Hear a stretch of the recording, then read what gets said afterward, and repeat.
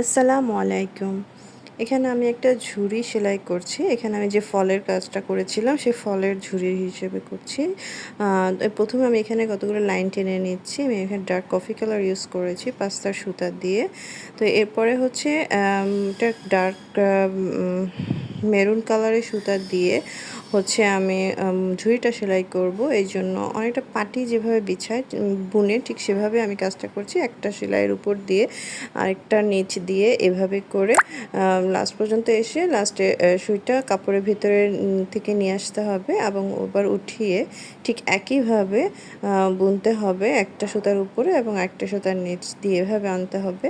তো এটা হচ্ছে পরে এটা সেলাই করে আমি সাইড দিয়ে কেটে ওই যে ঝুড়িটা আছে আমার যে প্যাটার্নটা আছে সেটার উপরে বসিয়ে দেবো সেলাই করে। ইনশাল্লাহ আমি নেক্সট ভিডিওতে এটা শেয়ার করব আপনাদের সাথে। তো এরকম করে আমি পুরাটা লাস্ট পর্যন্ত একইভাবে করে ঝুড়িটা সেলাই করে নিব এবং সেলাইগুলো কিন্তু প্রত্যেকটা খুব ভালোভাবে টাইট করে সেলাই করতে হবে। যদি লুজ থাকে সুতাগুলো তাহলে কিন্তু খুলে খুলে আসবে। তো এইভাবে কমপ্লিট করার পরে নিচের সাইডটাতে হচ্ছে শার্টিং স্টিচের মতন করে আমি পুরোটা সেলাই করে ফেলবো। আর এটা হচ্ছে ডার্ক কফি কালার নিয়েছি আমি পাস্তার সুতা।